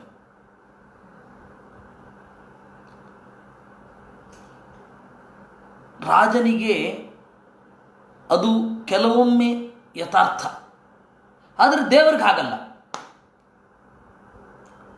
ಆದರೂ ವಿಡಂಬನೆ, ದೇವರೇ ಏಳು ಏಳು ಎಲ್ಲ ಕ್ರಿಯೆಗಳನ್ನು ಮಾಡು ಅಂತನ್ನೋದು ವಿಡಂಬನೆ. ಕ್ವೈವಾಸ್ಯ ನಿದ್ರಾ ವಿದ್ಯಾಪತೇರ್ಹರೇ, ದೇವರಿಗೆ ನಿದ್ರೆ ಅನ್ನೋದು ಬರೋದೇ ಇಲ್ಲ, ಏಕೆಂದರೆ ಅಜ್ಞಾನವೇ ಇಲ್ಲ, ನಿದ್ರೆ ಹೆಂಗೆ ಬರುತ್ತೆ? ಈ ಹಿನ್ನೆಲೆಯಲ್ಲಿ ಅದು ವೇದ ಮೊದಲು ಅಲ್ಲಿ ಅಭಿವ್ಯಕ್ತ ಆಗೋದು. ಈ ವೇದ ಇಲ್ಲಿ ಯಾಕೆ ದೇವರನ್ನು ಸ್ತೋತ್ರ ಮಾಡೋದು ಅಂದರೆ, ಎಲ್ಲ ವೇದಗಳೂ ಕೂಡ ದೇವರನ್ನೇ ಪ್ರತಿಪಾದನೆ ಮಾಡುತ್ತವೆ, ಅದನ್ನು ಸೆಳೆದು ಬೇರೆ ವಸ್ತುಗಳಿಗೆ ನಾವು ಹಾಕ್ಕೊಂಡಿದ್ದೇವೆ ಅಂತ ಅನ್ನಲಿಕ್ಕೆ ಇದನ್ನು ಹೇಳೋದು. ಶ್ರುತಯ ಊಚುಹು, ವೇದ ಹೇಳಿದವಂತೆ. ಈ ವೇದ ಹೇಳಿದ್ದಕ್ಕೆ ಈ ಶ್ರುತಿಗೀತೆಯ ಬಗೆಗೆ ಒಂದು ಸ್ವಲ್ಪ ನಾವು ಚಿಂತನೆ ಮಾಡಬೇಕು. ಮಧ್ವಾಚಾರ್ಯರ ಭಾಗವತ ತಾತ್ಪರ್ಯ ಏನಿದೆ ಅದು ಯಾವತ್ತೂ ಕೂಡ ಬಿಡಿಬಿಡಿಯಾಗಿ ಇದೆ. ನಿಮಗೆ ತಾಡವಾಲೆಗಳಲ್ಲಿ ಇರತಕ್ಕಂತಹ ಒಂದು ಅಂಶವನ್ನು ಹೇಳಬೇಕು, ಈಗಿನ ತರಹ ಶ್ಲೋಕದ ಕೆಳಗಡೆ ವ್ಯಾಖ್ಯಾನ ಇರಲ್ಲ. ಭಾಗವತ ತಾತ್ಪರ್ಯ ಅಂದರೆ ಕೇವಲ ವ್ಯಾಖ್ಯಾನ ಮಾತ್ರ ಇರುತ್ತೆ. ಶ್ಲೋಕ ಯಾವುದು ಅಂತ ಹುಡ್ಕೊಂಡು ಭಾಗವತ ಮೂಲ ಇರತಕ್ಕಂಥ ಗ್ರಂಥ ಆವಾಗ ಓದೋದೆಲ್ಲ ಎಷ್ಟು ಕಷ್ಟ ಇತ್ತು ಗೊತ್ತಾ? ಒಂದು ತಾಡವಾಲೆಯಲ್ಲಿ ಭಾಗವತ ಇದೆ, ಭಾಗವತ ಓದಬೇಕು. ಇನ್ನೊಂದು ತಾಡವಾಲೆಯಲ್ಲಿ ಭಾಗವತ ತಾತ್ಪರ್ಯ ಇರುತ್ತೆ, ಭಾಗವತ ತಾತ್ಪರ್ಯ ಓದಬೇಕು. ಇವೆರಡಕ್ಕೂ ಜೋಡಿಸ್ಕೊಳ್ಬೇಕು, ಹಂಗಿತ್ತು. ಈಗ ಟೆಕ್ನಾಲಜಿ ಮುಂದುವರೆದು ಎಲ್ಲ ಸುಲಭ ಆಗೋಗಿದೆ, ಆದರೆ ಓದೋರು ಯಾರಿಲ್ಲ. ನಮಗೆ ರಘುವರಿಯ ತೀರ್ಥರ ತಾಡವಾಲೆ ನೋಡಿದ್ರೆ ಗಾಬರಿ ಆಗೋಗುತ್ತೆ. ಆವಾಗ ಜನ ಇದರಿಂದ ಓದ್ತಾ ಇದ್ರ, ಅನುವ್ಯಾಖ್ಯಾನವನ್ನು ಓದಿ ನೆನಪಲ್ಲಿಟ್ಕೊಳ್ತಾ ಇದ್ರ, ಇದರಿಂದ ಬ್ರಹ್ಮಸೂತ್ರ ಭಾಷ್ಯವನ್ನು ಓದಿ ನೆನಪಲ್ಲಿಟ್ಕೊಳ್ತಾ ಇದ್ರ, ದೇವರೇ ಅಂತ. ಈಗ ಮೇಲ್ಗಡೆ ಯಾವುದು ಗ್ರಂಥ ಅಂತ ಹೇಳಿ ಫಟ್ಟು ಮುಖಪುಟ, ಯಾವುದು ಗ್ರಂಥ, ಯಾರು ಬರೆದವರು, ಅವೆಲ್ಲ ಇಲ್ವೇ ಇಲ್ಲ. ಅವಾಗ ನೀವು ತಾಡವಾಲೆ ನೋಡಿ ಕೊಡೇ ತನಕ ಕಾಯಬೇಕು, ಯಾರದಪ್ಪ ಇದು ಅಂತ. ನನಗೊಂದು ಭಾಗವತ ವ್ಯಾಖ್ಯಾನ ಸಿಕ್ಕಿದೆ, ಅದು ಯಾರ್ದು ಅಂತ ಇನ್ನೂ ತೀರ್ಮಾನ ಆಗಿಲ್ಲ. ಈ ಪ್ರಾಯ 12ನೇ ಸ್ಕಂದಕ್ಕೆ ಹೋಗುತ್ತೋ ಏನೋ. ಅದು ಎಲ್ಲಿ ಬೇಕೋ ಅಲ್ಲಿ ಮಾತ್ರ ವ್ಯಾಖ್ಯಾನ ಮಾಡ್ಕೊಂಡು ಹೋಗಿದ್ದಾರೆ. ಅದು ವಿಜಯಧ್ವಜ ತೀರ್ಥರದ್ದೋ ಅಥವಾ ಚಿಂತಾಮಣಿ ತೀರ್ಥರು ಮತ್ತು ವಿಜಯ ತೀರ್ಥರು ಅಂತ ಇಬ್ಬರಿದ್ದರು. ಪೇಜಾವರ ಮಠದ ಅತ್ಯಂತ ಹಳಬರು ವಿಜಯಧ್ವಜ ತೀರ್ಥರು ಅವರನ್ನು ಕುರಿತು ನಮಸ್ಕಾರ ಮಾಡಿದ್ದು. ಅನಂತ ತೀರ್ಥ ವಿಜಯ ತೀರ್ಥವು ಮಸ್ಕರಿವರ ವಂದ್ಯವು ಪ್ರಣಮ್ಯ ಅಂತ. ಅನಂತ ತೀರ್ಥರು ಮತ್ತು ವಿಜಯ ತೀರ್ಥರು ಅಂತ ಇಬ್ಬರು. ಆದರೆ ಅದು ಏನಾಗೋಗಿತ್ತು, ಆನಂದ ತೀರ್ಥ ಜಯ ತೀರ್ಥವು ಪ್ರಣಮ್ಯ ಮಸ್ಕರಿ ವರವಂದ್ಯವು ಅಂತ ತಪ್ಪು ಪಾಠ ಬಂದ್ಬಿಟ್ಟಿತ್ತು. ವಿದ್ಯಾಸಮುದ್ರರು ಹೇಳೋರಂತೆ, ಮಗ ಅವರು ವಿದ್ಯಾಸಮುದ್ರರು ಕಾಣಿಯೂರು ಸ್ವಾಮಿಗಳು. ಅವರು ಹೇಳೋರಂತೆ ನಮ್ಮ ಗುರುಗಳು ಪುಟ್ಟ ಹುಡುಗ ಆಗ ಕರೆದು ಹೇಳೋರಂತೆ, ಮಗ, ವಿಜಯಧ್ವಜರು ಮಧ್ವಾಚಾರ್ಯರನ್ನು ಜಯತೀರ್ಥರನ್ನು ಒಂದೇ ಶ್ಲೋಕದಲ್ಲಿ ಯಾವತ್ತೂ ನಮಸ್ಕಾರ ಮಾಡೋಲ್ಲ. ಅಷ್ಟೇ ಅಲ್ಲ, ಒಂದೇ ಪದದಲ್ಲಿಯೂ ನಮಸ್ಕಾರ ಮಾಡೋಲ್ಲ. ಪ್ರತ್ಯೇಕ ಪದಗಳಲ್ಲಿ ನಮಸ್ಕಾರ ಮಾಡ್ತಾರೆ. ಮತ್ತು ಇದು ಆನಂದ ತೀರ್ಥ ಜಯತೀರ್ಥವು ಅಂದರೆ ಛಂದೋಭಂಗ ಆಗತ್ತೆ. ಅದರಿಂದಾಗಿ ಇದು ಪೇಜಾವರ ಮಠದವರೇ ಇಬ್ಬರು ಸನ್ಯಾಸಿಗಳು ಇರಬೇಕು. ಆವಾಗ ಅವ್ರಿಗೆ ಐಡಿಯಾ ಇರಲಿಲ್ಲ, ಆದರೆ ಇರಬೇಕು ಅಂತ ಇದ್ರು. ಆಮೇಲೆ ಅದು ಸತ್ಯ ಆಯಿತು. ಕೆಲವೊಂದು ಸರ್ತಿ ಊಹಿಸಿರ್ತಾರೆ ಹೀಗೆ ಇರಬಹುದು ಅಂತ, ಅದು ಹಾಗಾಗಿರುತ್ತೆ.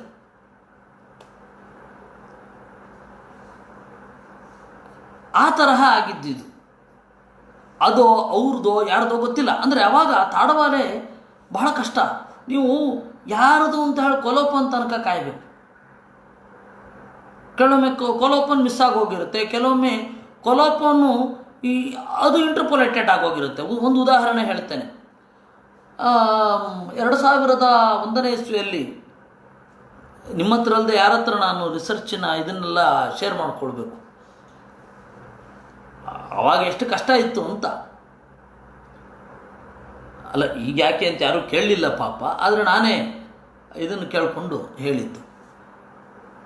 ವೇದಾಂಗ ತೀರ್ಥರ ಐತರೇಯ ಉಪನಿಷತ್ ಭಾಷ್ಯಕ್ಕೆ ಟೀಕೆ ಅಂತ ಹೇಳಿ ಒಂದು ತಾಡವಾಲೆ ಬಂತು. ಆವಾಗ ತುಳು ಲಿಪಿ ಕಲಿತಿದ್ದ ಹೊಸದು. ಸರಿ, 2002ನೇ ಇಸ್ವಿ ಒಂದು ಹೊಸ ಗ್ರಂಥ ಕಲಿತ ಕೂಡಲೇ ಒಂದು ಈ ಥರದೊಂದು ಅಪೂರ್ವ ಗ್ರಂಥ ಹೊರಗಡೆ ಬರುತ್ತಲ್ಲ ಅಂತ ಹೇಳಿ ತೆಗೆದು ನೋಡಿದ್ವಿ. ಎಲ್ಲೋ ಈ ವ್ಯಾಖ್ಯಾನ ನೋಡ್ದಾಗಿದೆ ಅಂತ, ಎಲ್ಲೋ ಈ ವ್ಯಾಖ್ಯಾನ ನೋಡ್ದಾಗಿದೆ ಅಂತ ನೋಡಿದರೆ ವಿಶ್ವೇಶ್ವರ ತೀರ್ಥರ ವ್ಯಾಖ್ಯಾನ ಹಾಗೇ ಇದೆ. ಕೆಲವೊಂದು ವ್ಯತ್ಯಾಸಗಳು, ಈ ಪ್ರತೀಕ ತೆಗೆದುಕೊಳ್ಳೋದು ಇತ್ಯಾದಿಗಳೆಲ್ಲ ಬಿಟ್ಟರೆ, ಕೆಲವೊಂದು ವದತಿ ಇದ್ದರೆ ಇಲ್ಲಿ ಆಹಾ, ಅಲ್ಲಿ ಬ್ರವೀತಿ, ಇಷ್ಟೇ. ಏನು ಇಷ್ಟೊಂದು ವೇದಾಂಗ ತೀರ್ಥರು ಬರೆದದ್ದನ್ನೇ ವಿಶ್ವೇಶ್ವರ ತೀರ್ಥರು ಕಾಪಿ ಮಾಡ್ತಾರೆ. ನೊಣಪ್ರತಿ ಮಾಡೋದು ಈಗಿನವರು ಮಾತ್ರ. ಮಕ್ಷಿಕಾಮಕ್ಷಿ ಅಂತ ಹೇಳ್ತಾರೆ, ಮಕ್ಕಿಕಾಮಕ್ಕಿ ಅಂತ ಅದನ್ನು ಹೇಳ್ತಾರೆ. ಮಕ್ಕಿಕಾಮಕ್ಕಿ ಅದು ಮಕ್ಷಿಕಾಮಕ್ಷಿ ಅಂತ, ಕನ್ನಡದಲ್ಲಿ ನೊಣಪ್ರತಿ ಅಂತಾರೆ. ಯಾರೋ ಒಬ್ಬ ಕಾರ್ಕುನ ಇದು ಫೈಲ್ ಬರೆದು ಮುಚ್ಚಬೇಕಾದ್ರೆ ಅವ್ನು ನೊಣ ಸಿಕ್ಕಾಕೊಂಡ್ಬಿಟ್ಟಿತ್ತಂತೆ. ಅದನ್ನು ಕಾಪಿ ಮಾಡಲಿಕ್ಕೆ ಇನ್ನೊಬ್ಬ ಕಾರ್ಕೂನನಿಗೆ ಕೊಟ್ಟರೆ ಅವ್ನು ನೋಡ್ಬಿಟ್ಟು, ಅಯ್ಯೋ ದೇವರೇ ನೊಣ ಸತ್ತಿದೆಯಲ್ಲ ಅಂತ ಅವನು ನೊಣ ಹೊಡೆದಲ್ಲಿಟ್ಟನಂತೆ, ಮುಚ್ಚದಂತೆ. ಅದಕ್ಕೆ ಮಕ್ಷಿಕಾಮಕ್ಷಿ ಅಂತ, ಮಕ್ಕಿಕಾಮಕ್ಕಿ ಅಂತ, ಕಾಪಿ ಕ್ಯಾಟ್ ಅಂತ ಅರ್ಥ. ವಿಶ್ವೇಶ್ವರ ತೀರ್ಥರ ಕಾಪಿ ಕ್ಯಾಟ್ ಮಾಡಲ್ವಲ್ಲ ಅಂತ ನಮಗೆ ನೋಡಿದರೆ, ಆ ವೇದಾಂಗ ತೀರ್ಥಕೃತ ಮಹಿತರೇಯೋಪನಿಷತ್ ಭಾಷ್ಯ ಟೀಕಾ ಸಮಾಪ್ತ ಅನ್ನೋದು ಇಂಟರ್ಪೊಲೇಟೆಡ್. ಆ ಕೊಲೋಪನ್ ವಾಕ್ಯವೇ ಇಂಟರ್ಪೊಲೇಟೆಡ್, ವಿಜಾತೀಯವಾಗಿ ಇತ್ತು. ಇರಲಿ, ಅದಕ್ಕೆ ಇನ್ನಷ್ಟು 10 ಸಂಗತಿಗಳಿದೆ ಅದರ ಬಗ್ಗೆ ಹೇಳಲಿಕ್ಕೆ. ಆವಾಗ ಬಹಳ ಕಷ್ಟ ಇತ್ತು. ಅದರಿಂದಾಗಿ ಹಳೆಯ ತಾಡವಾಲೆಗಳಲ್ಲಿ ಸೂತ್ರ ಒಂದು ಕಡೆ, ಭಾಷ್ಯ ಇನ್ನೊಂದು ಕಡೆ, ಎರಡನ್ನೂ ನಾವು ಜೋಡಿಸ್ಕೊಳ್ಬೇಕು. ಯಾಕೆ ಹೇಳಿದೆ ಅಂತಂದರೆ, ಈ ಭಾಗ ಇರುವ ತಾಡವಾಲೆ, ಭಾಗವತ ತಾತ್ಪರ್ಯ ಇರುವ ತಾಡವಾಲೆ ಏನಿದೆ ಅದರಲ್ಲಿ ಬೇರೆ ಯಾವುದು ಮೂಲ ಶ್ಲೋಕಗಳಿಲ್ಲ. ಅದರಿಂದಾಗಿ ಎಷ್ಟೋ ಕಡೆ ಏನಾಗುತ್ತೆ, ಇದು ಯಾವುದಕ್ಕೆ ವ್ಯಾಖ್ಯಾನ ಅನ್ನೋದೇ ಒಂದು ದೊಡ್ಡ ಪ್ರಶ್ನೆ. ಆಚಾರ್ಯರ ಭಾಷ್ಯ ನೋಡಿಕೊಂಡು ಯಾವ ಶ್ಲೋಕಕ್ಕಿರ್ಬೋದು ಒಂದು ಶ್ಲೋಕ ಹುಡಬೇಕಾದ ಪ್ರಸಂಗ ಬಂದಿದೆ. ಎಷ್ಟೋ ಕಡೆ ಎಷ್ಟೋ ಜನರು ಕನ್ಫ್ಯೂಸ್ ಆಗಿದೆ ಗೊತ್ತಾ ನಿಮಗೆ. ಯಾವ ಶ್ಲೋಕಕ್ಕಿದು ವ್ಯಾಖ್ಯಾನ ಅಂತ ಸರಿಯಾಗಿ ರೆಕಗ್ನೈಸ್ ಮಾಡಲಿಕ್ಕೆ ಆಗಿಲ್ಲ. ಆದರೆ ಶ್ರುತಿಗೀತೆಗೆ ಬರೆದ ವ್ಯಾಖ್ಯಾನದ ಜೊತೆಗೆ ಶ್ರುತಿಗೀತಾ ಪಾಠವೂ ಇದೆ. ಅದರಿಂದಾಗಿ ಏನು ಈಗ ಪ್ರಚಲಿತ ಪಾಠದಲ್ಲಿ ಇದೆ, ಶ್ರುತಿಗೀತೆಗೆ ವ್ಯಾಖ್ಯಾನ ಮಾತ್ರ ಇದ್ದರೆ ಅದು ಅರ್ವಾಚೀನ. ಯಾಕೆ ಅಂದರೆ ಪ್ರಾಚೀನ ಟೀಕಾಕಾರರಲ್ಲಿ, ಪ್ರಾಚೀನ ತಾಡವಾಲೆಗಳಲ್ಲಿ ಶ್ರುತಿಗೀತೆ ಮತ್ತು ಶ್ರುತಿಗೀತೆಗೆ ವ್ಯಾಖ್ಯಾನ ಎರಡು ಒಟ್ಟಿಗೇನೇ ಪ್ರಿಂಟ್ ಆಗಿರುತ್ತೆ, ಒಟ್ಟಿಗೇನೆ ಬರೆದಿರ್ತಾರೆ. ಯಾಕೆ ಹೀಗೆ ಮಾಡಿದ್ರು ಆಚಾರ್ಯರು? ಅದೊಂದನ್ನು ಮಾತ್ರ ಬೇರೆ ಆಚಾರ್ಯರು ಡಿಕ್ಟೇಟ್ ಮಾಡಿದ್ದಲ್ವ ಎಲ್ಲ, ಅವ್ರು ಯಾವತ್ತೂ ಕೈಯಲ್ಲಿ ಕಂಠಿ ಹಿಡ್ಕೊಂಡು ಬರೀಲಿಲ್ಲ. ಪ್ರಾಯ ಈ ಶ್ರುತಿಗೀತಾ ಪಾಠ ವಿಪರೀತ ವ್ಯತ್ಯಾಸವಾಗಿದೆ. ಅದರಿಂದಾಗಿ ಶ್ರುತಿಗೀತೆಯ ಶುದ್ಧ ಪಾಠವನ್ನು ಹೇಳ್ತೀನಿ, ವ್ಯಾಖ್ಯಾನವನ್ನು ಹೇಳ್ತೀನಿ, ಎರಡನ್ನೂ ಬರ್ಕೊಳ್ಳಿ ಅಂತ ಹೇಳಿರಬೇಕು ಆಚಾರ್ಯರು. ಆದ್ದರಿಂದ ನಮ್ಮ ಸುದೈವದಿಂದ ಆ ತರಹ ಇಡೀ ಭಾಗವತ ಇಡೀ ಮಹಾಭಾರತ ಹೇಳಿ ಬರೆಸ್ಬಿಟ್ಟಿದ್ರೆ ಎಷ್ಟು ಆನಂದವಾಗಿರೋದು. ಇವಾಗಿನ ಪ್ರಕ್ಷೇಪಗಳು ತಲೆ ಚಿಂತನೆ ಇರಲಿಲ್ಲ. ಏನು ಮಾಡೋದು? ಅದನ್ನು ಪಡ್ಕೊಳ್ಳಿಕ್ಕೆ ನಮಗೆ ಭಾಗ್ಯ ಇರಲಿಲ್ಲ. ಇರಲಿ, ಇಲ್ಲಿಗೆ ಬರೋಣ. ಶ್ರುತಿಗೀತೆ ಮತ್ತು ಅದರ ಭಾಷ್ಯ ಎರಡು ಒಟ್ಟಿಗೇನೇ ಇವೆ. ಅದರಿಂದಾಗಿ ಶ್ರುತಿಗೀತೆಯ ಪಾಠ ಏನು ಅನ್ನೋದ್ರಲ್ಲಿ ಡೌಟ್ ಇಲ್ಲ ನಮಗೆ. ಬೇರೆ ಕಡೆ ಶ್ರೀಧರ ಸ್ವಾಮಿದೊಂದು, ಶುಕಸ್ವಾಮಿ ಒಂದು, ಜೀವ ಗೋಸ್ವಾಮಿ ಒಂದು, ರಾಧಾರಮಣ ಗೋಸ್ವಾಮಿ ಒಂದು, ಎಲ್ಲ ಬೇರೆ ಬೇರೆ ಬೇರೆ ಬೇರೆ ಬೇರೆ ಬೇರೆ. ಹೆಚ್ಚು ಬಂಗಾಳದವರು ವ್ಯಾಖ್ಯಾನ ಬರೆದದ್ದು ಭಾಗವತಕ್ಕೆ. ಶ್ರೀಧರೀಯ ಮತ್ತು ವಂಶೀಧರ ಇವರಿಬ್ಬರು ಬೇರೆ ಬೇರೆ ಪ್ರದೇಶದವರು, ಉಳಿದವರೆಲ್ಲ ಬಂಗಾಳದವರು. ಅಂದರೆ ಮಾಧ್ವೇತರರನ್ನು ನಾನು ಹೇಳ್ತಾ ಇರೋದು. ಆಮೇಲೆ ವೀರರಾಘವಾಚಾರ್ಯರದ್ದು ರಾಮಾನುಜೀಯ ಮತದಿಂದ ಒಂದು ವ್ಯಾಖ್ಯಾನ ಇದೆ. ಬಂಗಾಳದ ಸಂಪ್ರದಾಯದ ಪಾಠವನ್ನೇ ನಮ್ಮ ಯಾರವರು ಇಸ್ಕಾನ್ನ ಪ್ರಭುಪಾದರು ತಗೊಂಡಿದ್ದಾರೆ. ಇವರೆಲ್ಲರ ವ್ಯಾಖ್ಯಾನದ ಹಿನ್ನೆಲೆಯಲ್ಲಿ ನೋಡಿದರೆ ಗೊಂದಲ ಗೊಂದಲ ಗೊಂದಲ. ಆ ಗೊಂದಲ ನಮಗಿಲ್ಲ. ಈ ದೊಡ್ಡ ಹಿನ್ನೆಲೆಯಲ್ಲಿ ನಾವು ಶ್ರುತಿಗೀತೆಗೆ ಪ್ರವೇಶ ಮಾಡ್ತಾ ಇದ್ದೇವೆ. ಇನ್ನು ಈ ಶ್ರುತಿಗೀತೆಯ ಒಂದು ಛಂದಸ್ಸು ಯಾವುದು ಯಾರು ತಲೆ ಕೆಡಿಸ್ಕೊಂಡಿರಲಿಲ್ಲ. ಯಾವ ವ್ಯಾಖ್ಯಾನಕಾರರು ಕೂಡ ತಲೆ ಕೆಡಿಸ್ಕೊಂಡಿರಲಿಲ್ಲ. ಶ್ರುತಿಗೀತೆಯ ಛಂದಸ್ಸು ಯಾವುದು? ಯಾವ ತರಹನೂ ಇಲ್ಲ. ಯಾವ ಛಂದ ಪ್ರಭೇದಗಳಲ್ಲಿ ಲಭ್ಯವಿರುವ ಛಂದಸ್ಸುಗಳಲ್ಲಿ ಹುಡುಕಿದ್ರೂ ನಮಗಿದು ಕಷ್ಟ ಆಗತ್ತೆ. ಕಡೆಗೆ ಅದರ ಬಗ್ಗೆ ತಲೆ ಕೆಡಿಸ್ಕೊಳ್ಳದೆ ಇರೋರೇ ಬಹಳ ಜನ ಆಗಿ ಹೋದರು.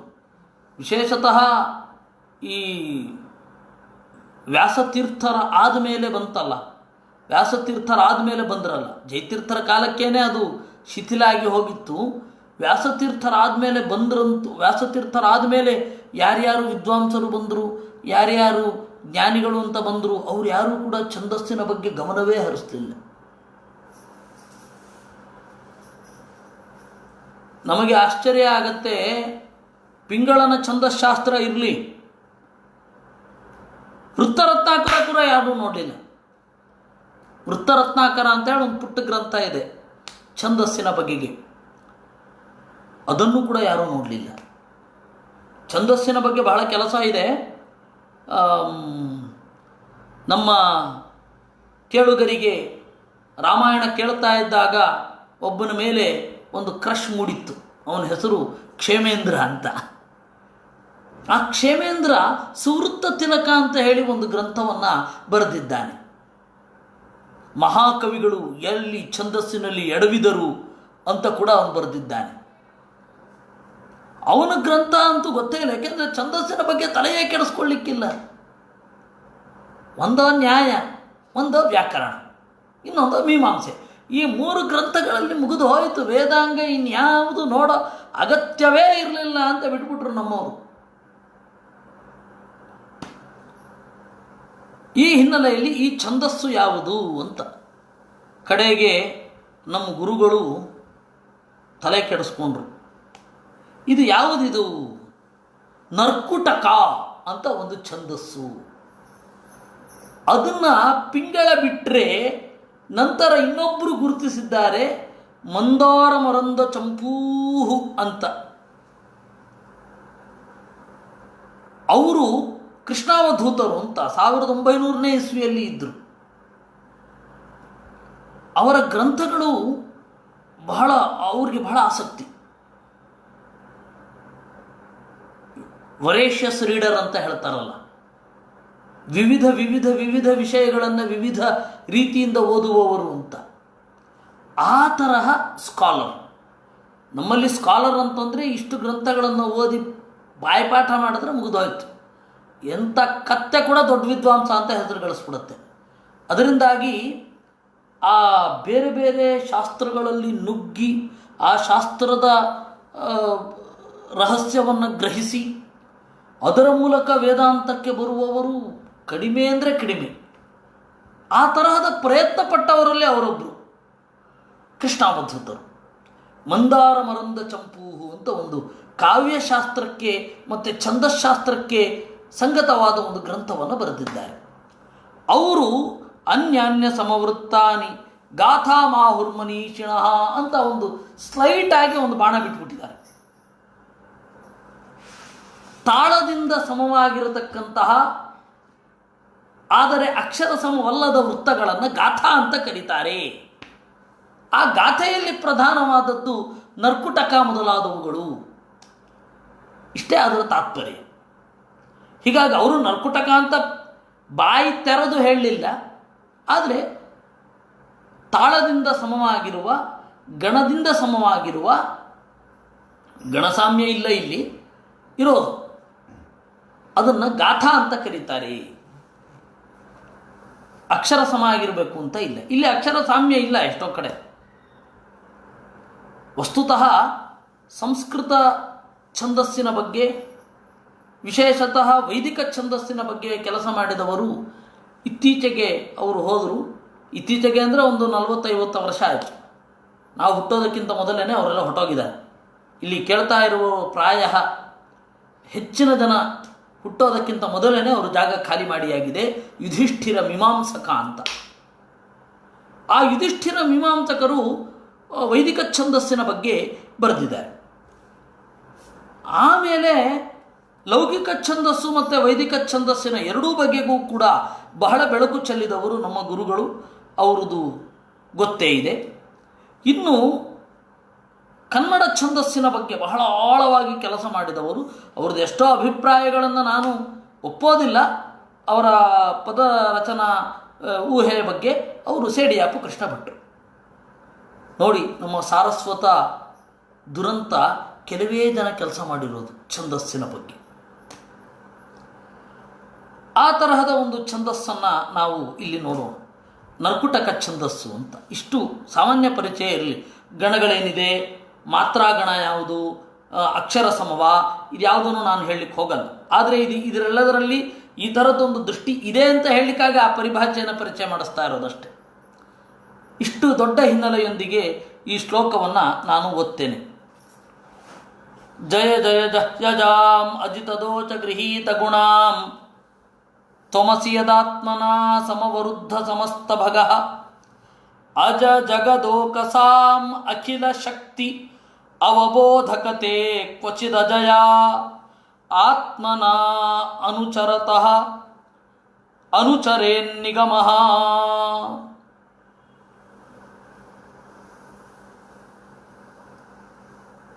ದೇವರೇ, ನೀನು ಜಗತ್ತಿಗೆ ತೋರಬೇಕಿತ್ತು. ಇಷ್ಟೆಲ್ಲ ಮಾಡಿದವ ತೋರಬೇಕಿತ್ತು. ಜಗತ್ತಿನಲ್ಲಿ ಬಹಳ ದೊಡ್ಡ ಕೆಲಸ ಮಾಡ್ತಾ ಇರುವವರು ಢಾಳಾಗಿ ಕಣ್ಣಿಗೆ ಹೊಡಿತಾರೆ. ಅವರ ಕೆಲಸದ ಮೂಲಕ ಅವರನ್ನು ಮುಚ್ಚಿಡಲಿಕ್ಕೆ ಆಗೋಲ್ಲ. ಆ ಥರದ ದೊಡ್ಡ ಕೆಲಸ ಮಾಡ್ತಾ ಇರ್ತಾರೆ. ಆದರೆ ನೀನು ತೋರ್ತಾ ಇಲ್ಲ. ಯಾಕೆ? ಪ್ರಕೃತಿಯಿಂದ. ಪ್ರಕೃತಿ ನಿನ್ನನ್ನು ಮರೆಮಾಚಿದೆ. ನೀನು ಸರ್ವಕರ್ತೃ ಆಗಿರಬಹುದು, ಆ ಪ್ರಕೃತಿ ನಿನ್ನನ್ನು ಮರೆಮಾಚಿದೆ. ಅಲ್ಲ, ಜೀವನ ಜ್ಞಾನ ಏನಾಗಿದೆ? ಪ್ರಕೃತಿ ಮರೆಮಾಚಿದೆ ಅಂತ ಹೇಳಿದ ಕೂಡಲೇ ತಿಳ್ಕೊಳ್ಳಿಕ್ಕಾಗದೇ ಇರೋದಾ? ಜೀವ ತಿಳ್ಕೊಳ್ಬೇಕಿತ್ತಲ್ವಾ? ಅಂದರೆ ಅದಕ್ಕೆ ಹೇಳ್ತಾರೆ ದೋಷ ಗೃಹೀತ ಗುಣಾಂ ಅಂದರು ಪ್ರಕೃತಿಯನ್ನು. ದೋಷ ಅಂತಂದರೆ ಜೀವನ ದೋಷ, ದುಃಖ, ಅಜ್ಞಾನ ಮೊದಲಾದವುಗಳು. ಇದು ಜೀವನ ದೋಷ. ಈ ದೋಷಗಳಿಂದ ಜೀವನ ಗುಣ ಏನಿದೆ, ಆನಂದ ಮೊದಲಾದವುಗಳು, ಜ್ಞಾನ ಮೊದಲಾದವುಗಳು ತಡೆ ಹಿಡಿಯಲ್ಪಟ್ಟಿದೆ. ಈ ಜ್ಞಾನದಿಂದಲೇ ಅವನು ವಿಷೀಕರಿಸಬೇಕಲ್ವಾ?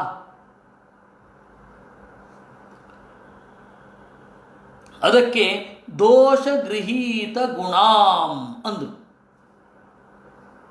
ದೋಷ ಗೃಹೀತ ಗುಣ ಆಗಿರುವ ಅಜಾಂ ಅನಾದಿ ಕಾಲದಿಂದ ಜೀವನ ಜೊತೆಗಿರುವ ಈ ಪ್ರಕೃತಿಯನ್ನು ಜಹಿ ಜಹಿ ಕೊಂದು ಬಿಡು, ಕೊಂದು ಬಿಡು.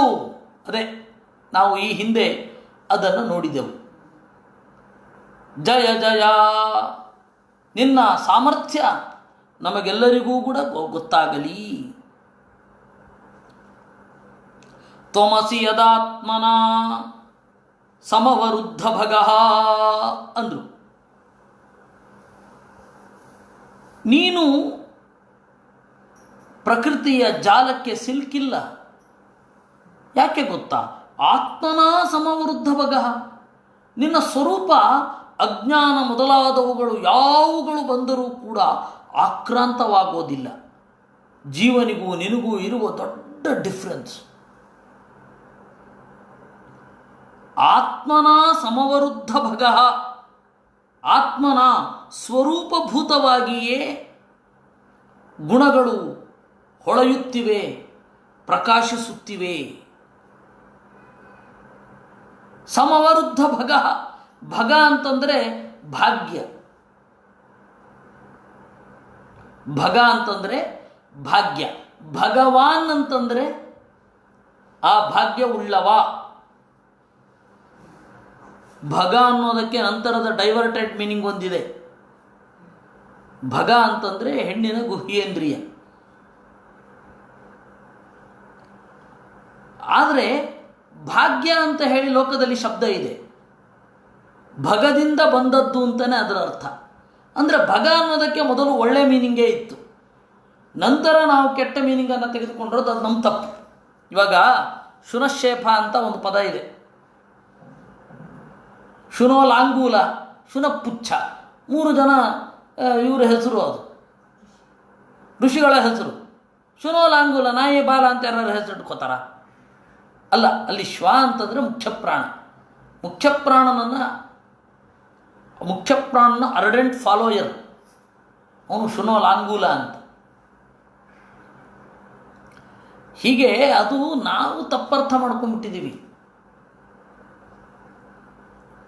ಈ ಸೊಬಗು ಅಂತನ್ನೋ ಪದ ಹೇಗಿರಬಹುದು? ಪ್ರಾಯ ಸೊಬಗು ಅಂತನ್ನೋ ಪದ ಭಗದಿಂದಲೇ ಬಂದಿರಬಹುದು, ಸೌಭಾಗ್ಯವೇ ಸೊಬಗು ಆಗಿರಬಹುದು ಅಂತ ಹೇಳಿ ಗೌರೀಶ್ ಕಾಯ್ಕಿಣಿ ಹೇಳ್ತಾರೆ. ಅದರ ಬಗ್ಗೆ ಡೌಟ್ ಇದೆ. ಪ್ರಾಯ ಸೊಬಗು ಸೌಭಾಗ್ಯ ತತ್ಸಮ ತದ್ಭವ ಇರಲಿಕ್ಕಿಲ್ಲ. ಅದಕ್ಕೆ ಕಾರಣಗಳು ಬೇರೆ ಉಂಟು, ಇರಲಿ. ಸಮವರುದ್ಧ ಸಮಸ್ತ ಭಗ. ಭಗ ಅಂತಂದರೆ ಐಶ್ವರ್ಯ, ಅದ್ಭುತವಾದ ಒಳಗಣ ಸಂಪತ್ತು. ಅದು ಸ್ವರೂಪಭೂತವಾಗಿಯೇ ಮೆರೆಯುತ್ತಾ ಯಾವ ದೋಷವನ್ನೂ ಹತ್ತಿರ ಬರದಂತೆ ಮಾಡಿದೆ. ಆದ್ದರಿಂದಾಗಿ ಸಮವರುದ್ಧ ಸಮಸ್ತ ಭಗಃ. ನಿನಗೆ ಸ್ವರೂಪಭೂತವಾದ ಸಾಮರ್ಥ್ಯ ಇದೆ, ಜೀವನಿಗೆ ಇಲ್ಲ. ಅದರಿಂದಾಗಿ ಜೀವ ನಿನ್ನನ್ನು ತಿಳ್ಕೊಂಡಿಲ್ಲ. ನಿನ್ನನ್ನು ತಿಳ್ಕೊಳ್ಳಿಕ್ಕೆ ನೀನೇ ಮುಂದೆ ಬರಬೇಕು, ನಿನ್ನನ್ನು ತಿಳಿಸ್ಲಿಕ್ಕೆ. ಅದರಿಂದಾಗಿ ಜಹಿ ಅಂತ ಅಂದರು. ಹೀಗೆ ಒಂದು ಲೈನನ್ನು ನಾವು ನೋಡಿದ್ದೇವೆ. ಇನ್ನಷ್ಟು ನೋಡಬೇಕಿದೆ. ಅದನ್ನು ನಾವು ನಾಳೆಯಿಂದ ಶ್ರುತಿಗೀತೆಯ ಒಳಗಡೆಯೇ ನೇರವಾಗಿ ಪ್ರವೇಶ ಮಾಡ್ತೇವೆ. ದೇವರು ನಮ್ಮೆಲ್ಲರನ್ನು ಜ್ಞಾನದ ಕಡೆಗೆ ಸುಖವಾಗಿ ಒಯ್ಯಲಿ ಅಂತ ಹೇಳ್ತಾ ದೇವರಲ್ಲಿ ಅರ್ಪಣೆ ಮಾಡೋಣ. ಕೃಷ್ಣಾರ್ಪಣಮಸ್ತು.